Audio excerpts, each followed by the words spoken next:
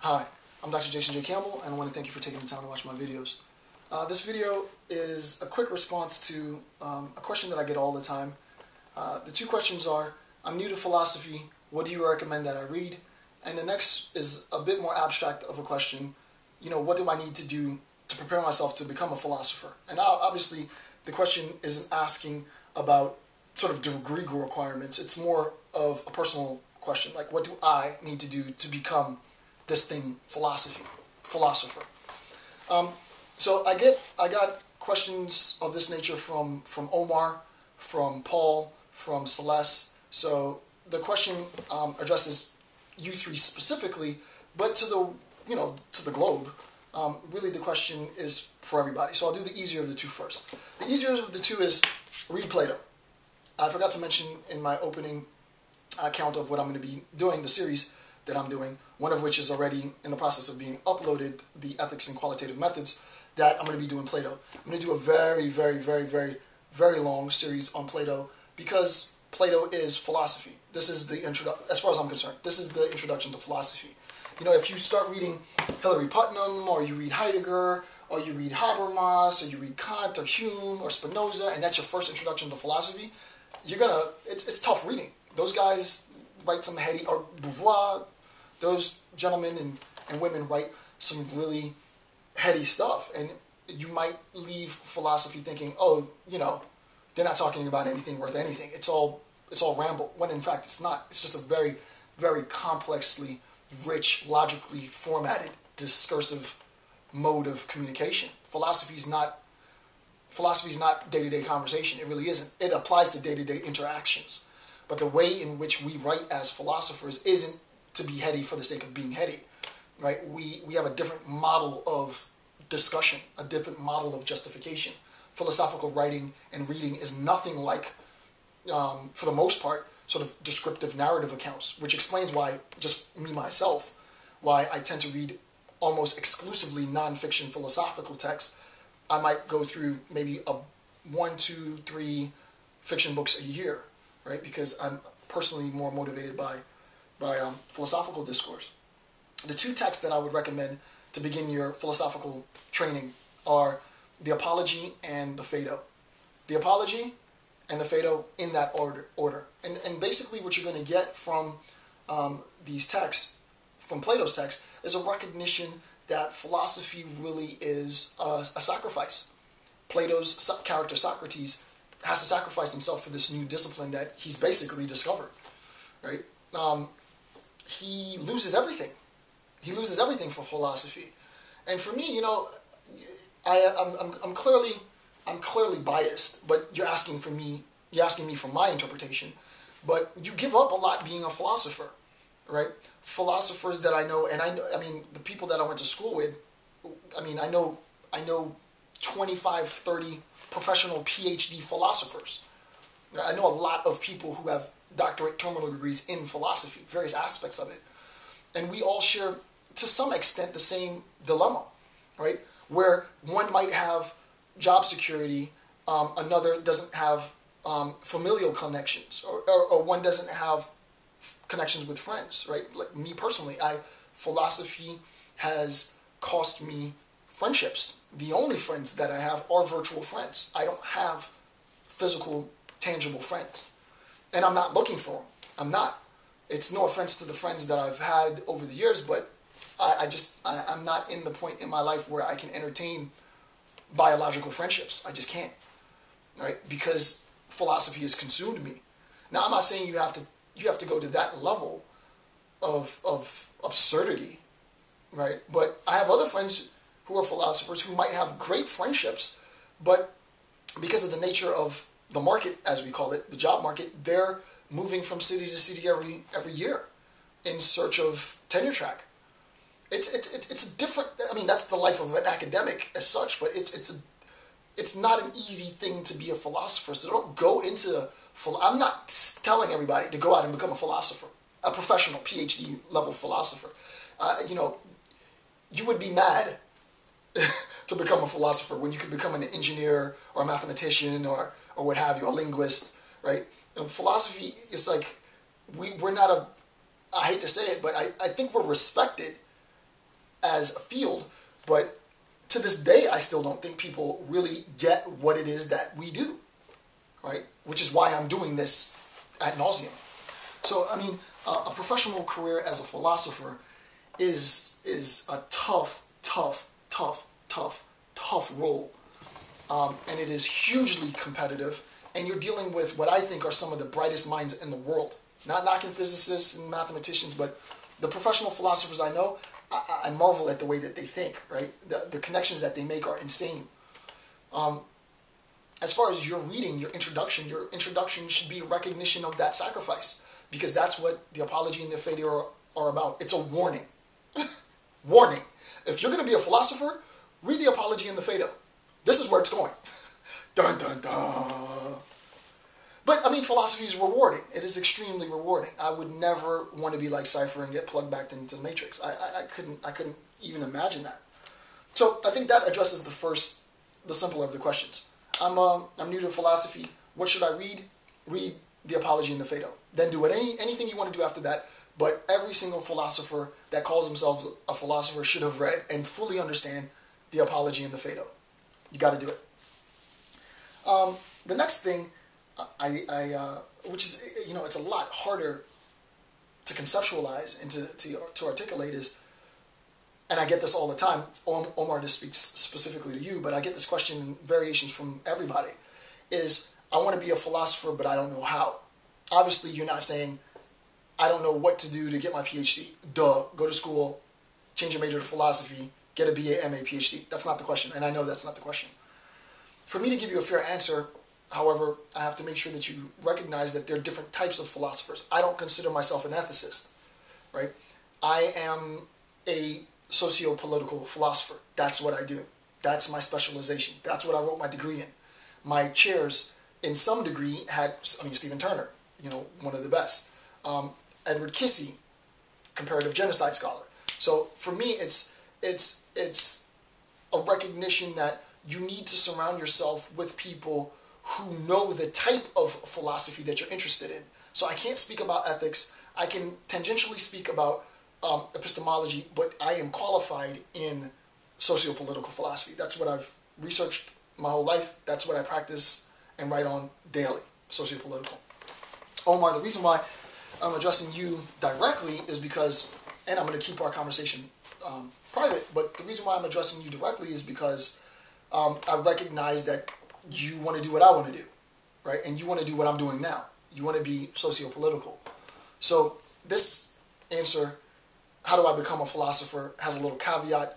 I would say, how do I become a sociopolitical philosopher? The first thing to recognize is sociopolitical philosophy, as far as I'm concerned, is situated in liberation discourse, liberation theory. And that's orthodoxy and heterodoxy.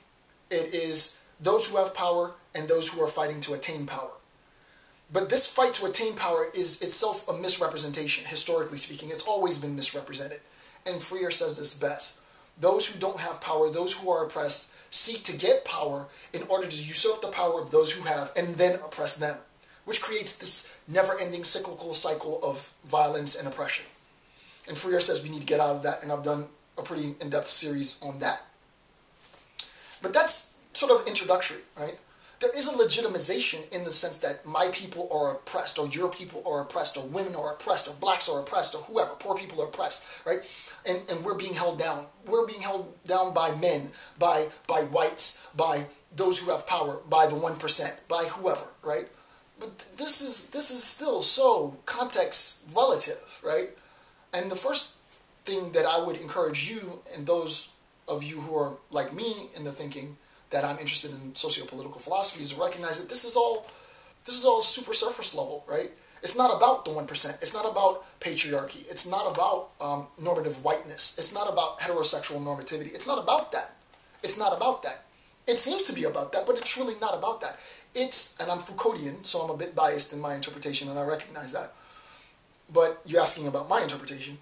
As an individual who is, and I don't wholly consume Foucault, there are parts of him that I don't agree with, but I recognize that this liberation theory is itself informed by a deeper account of power.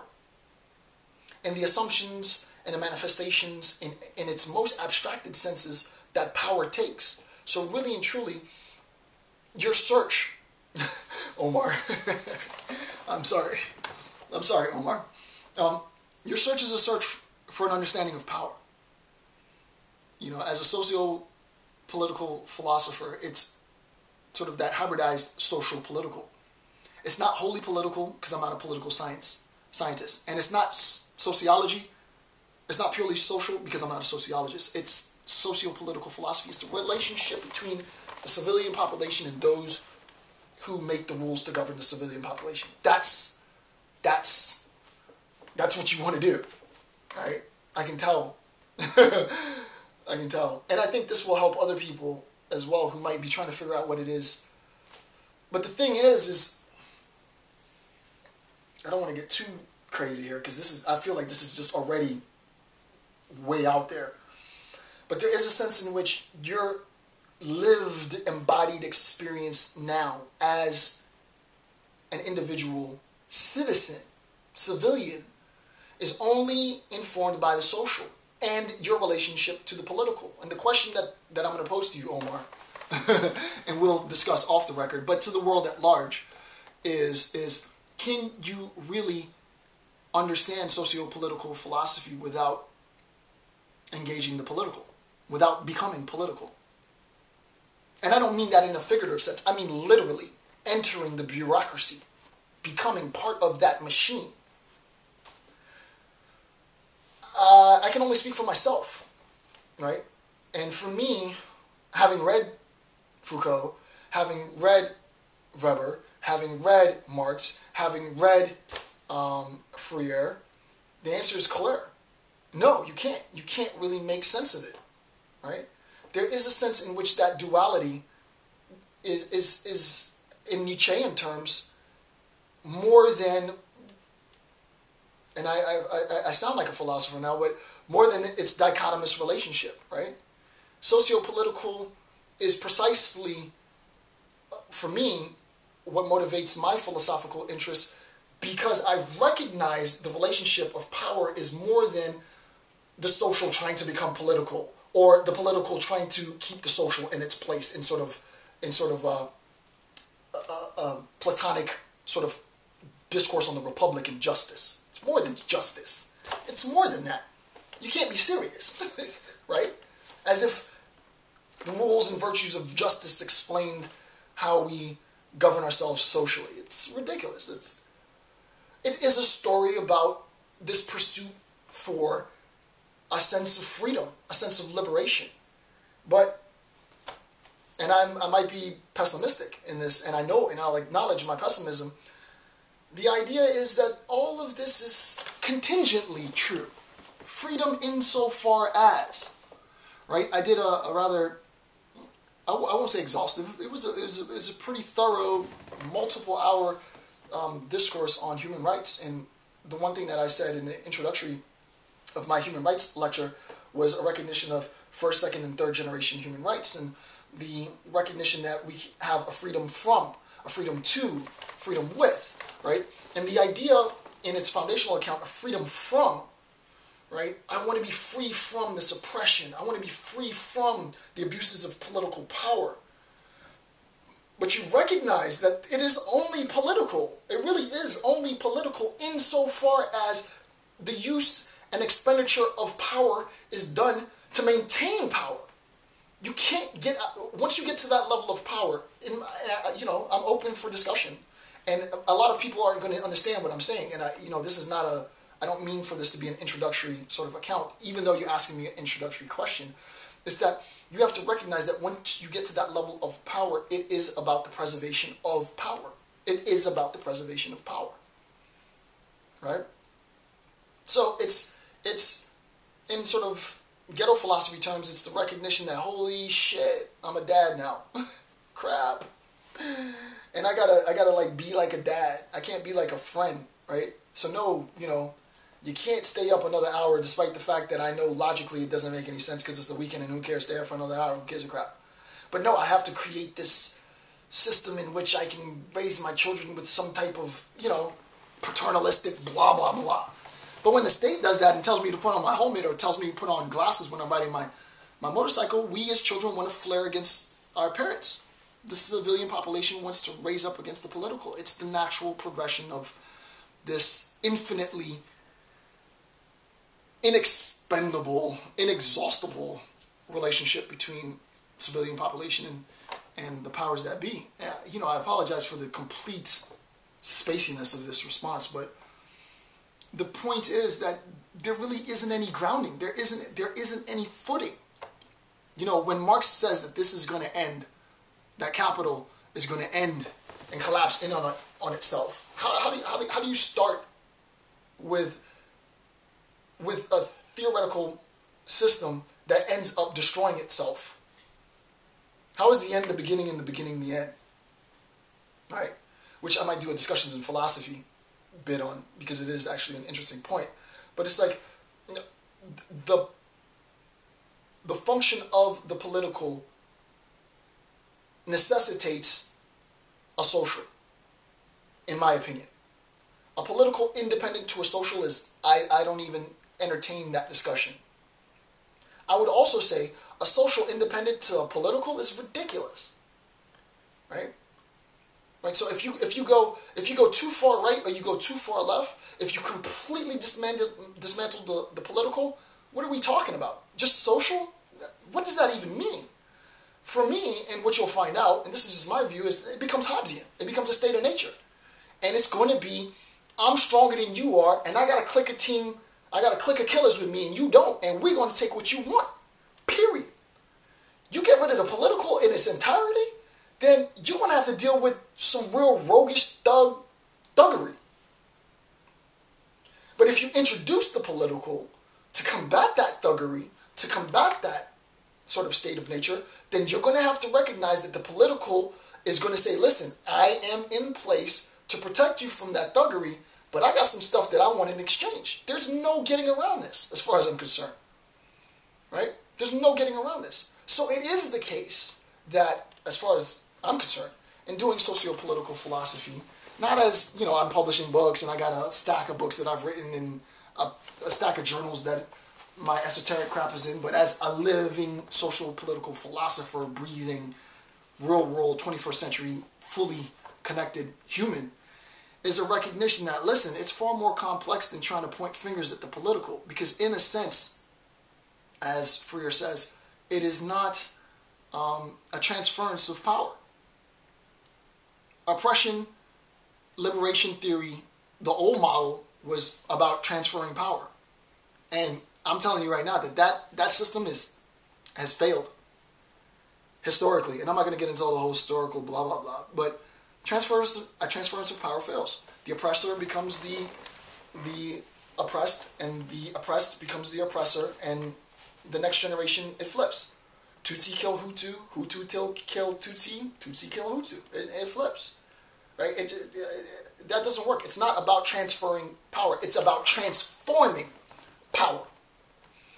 And once you get to that recognition, right, first it's the superficial recognition of the dichotomous relationship between the civilian population and the political. Then it's a recognition that the foundational substrate of that relationship is a discourse on power. So let's talk about power and not that sort of arbitrary distinction.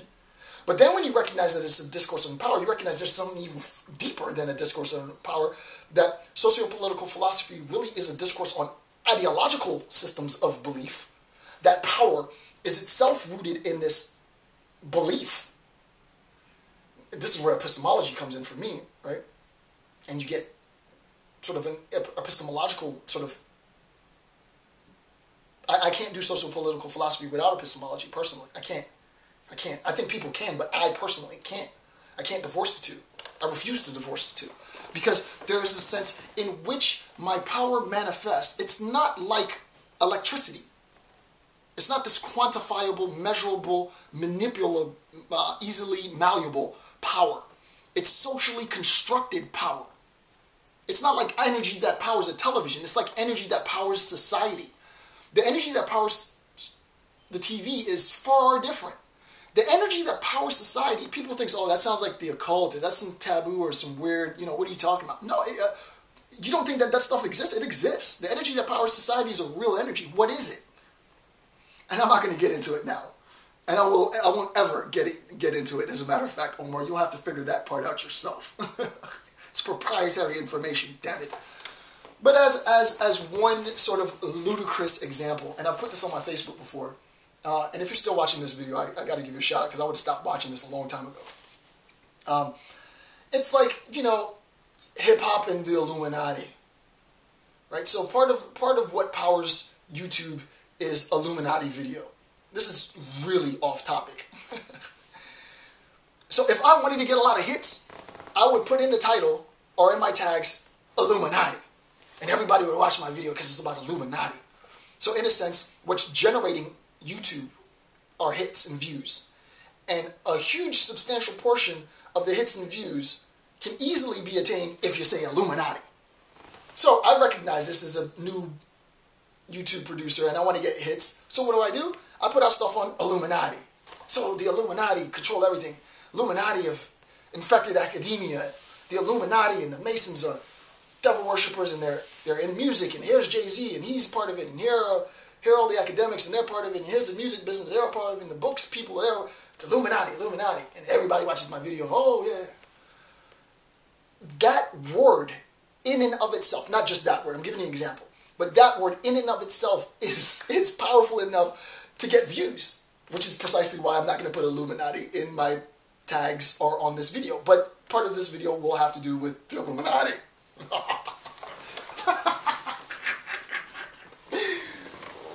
Omar, world, people, the word is power.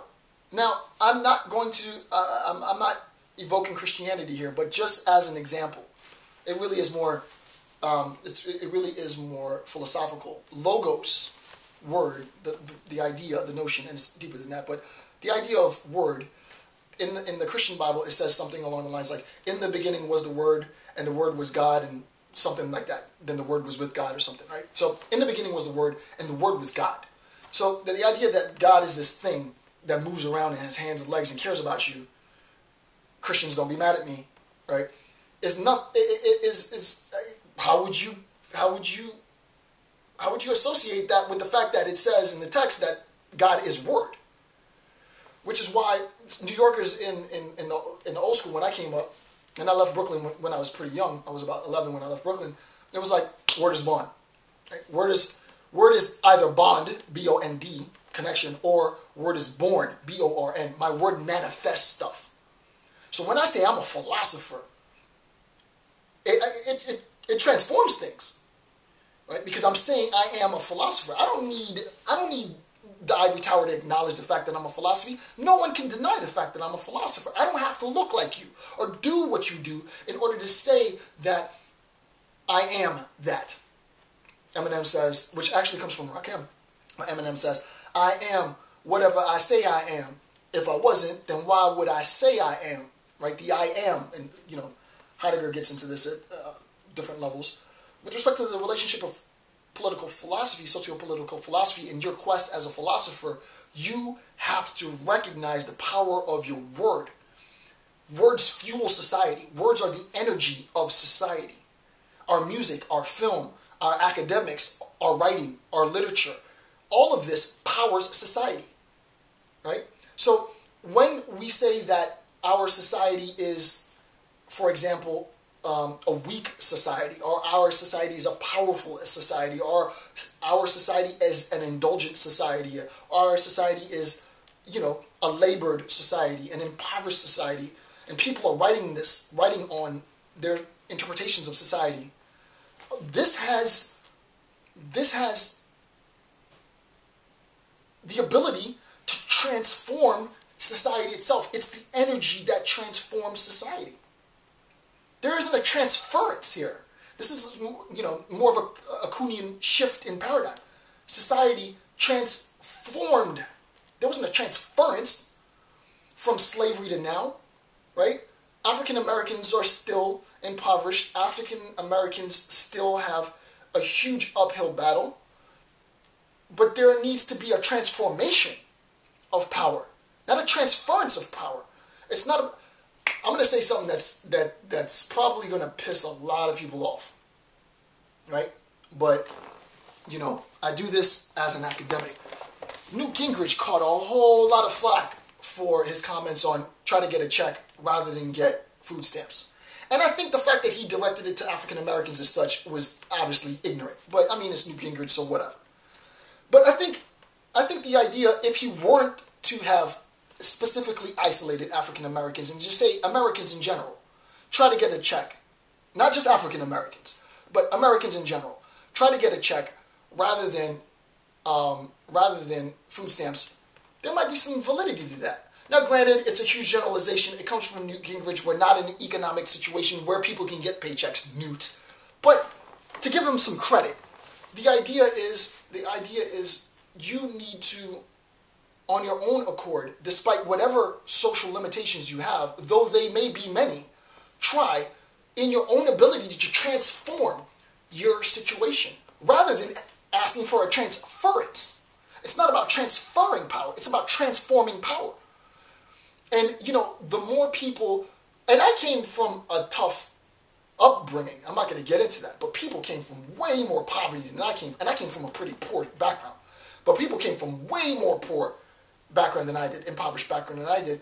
It's about getting their stories. So I'm doing this video response in association with qualitative research methods, ethics and qualitative research methods, and this is what I encourage new qualitative methods research. Let's get, and shout out to Cornel West, man, and Tavis Smiley. Big, huge, infinite shout out to Cornel West, because Cornel West is going around getting the stories of poor people. I mean, I'm trying to be like Cornel when I grow up, right? It's like, that's what you need to do. Get the story of these people. But I would urge Cornel and Tavis Smiley to recognize that it's not just about getting their stories.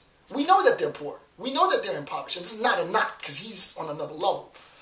But it's more about, okay, we got stories of people who are poor. We got stories of people who are impoverished, who are oppressed by the system, who are oppressed by the political structure. But what about those poor people, those impoverished people from exactly the same communities, from exactly the same backgrounds that got out?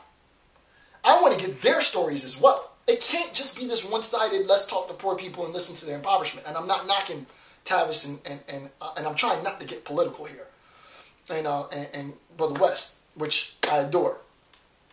Brother West is right here. You know what I'm saying? Brother West is, he's always sort of motivated a lot of the stuff that I'm doing. But, you know, he can get checked too, right? The idea is, from a political standpoint, it's not just about the political. It's not just about the social. It's about the socio-political. It's about the merger, right? It's not space. It's not time. It's space-time. It's not a corollary for us as social scientists. It's not social. It's not political. It's socio-political. So I read a lot of sociologists. I read a lot of political theory and political scientists. But I'm not wedded to either of those. I'm not knocking those disciplines. They have their respective purposes.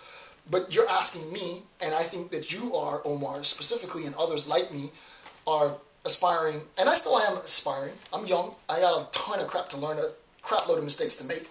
But I am an aspiring, growing, developing socio-political philosopher. And it's not social and it's not political. It's socio-political as one unit. So yes, I want to hear the stories of impoverished people. I want to find subaltern communities and try to elevate them to at least oppressed and maybe out of oppression. I want to make sense of the political bureaucratization of power, the political structure.